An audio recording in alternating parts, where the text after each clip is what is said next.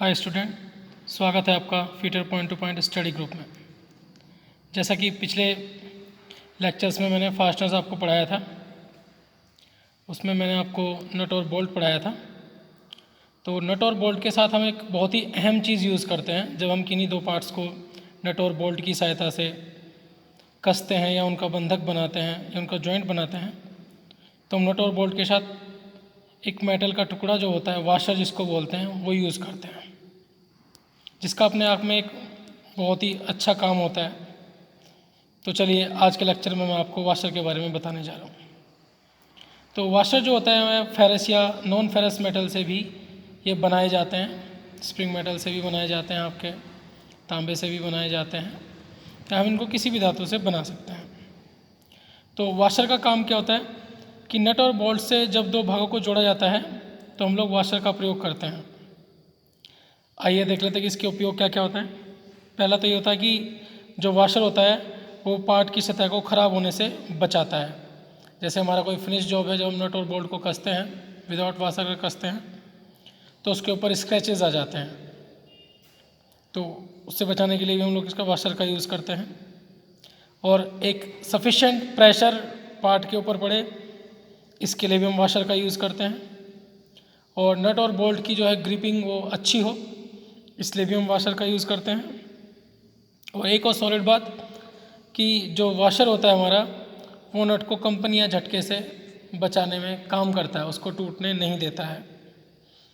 क्योंकि पार्ट की सतह पर जो कॉन्टैक्ट सरफेस होता है नट और बोल्ट का, वाशर की सहायता से वो दुगुना हो जाता है या बढ़ जाता है।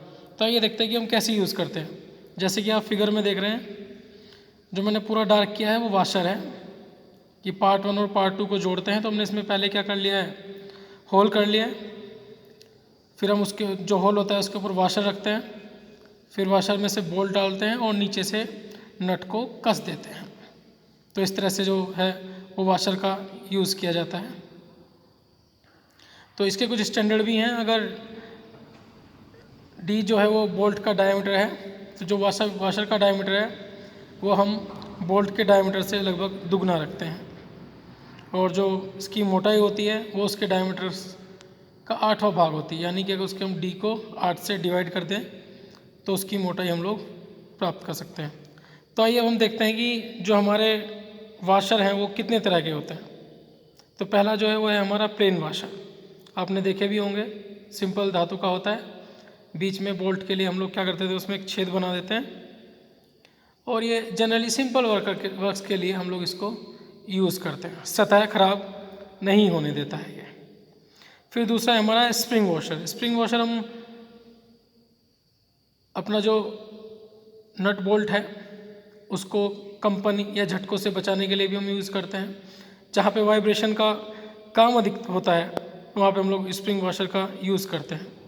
जैसे जैसे हम लोग नट और बोल्ट को कसते जाते हैं, जो स्प्रिंग वॉशर जो है वो फैलता जाता है, अपनी जगह में वो बना रहता है और जो है वो कंपन और झटकों को सहन कर लेता है।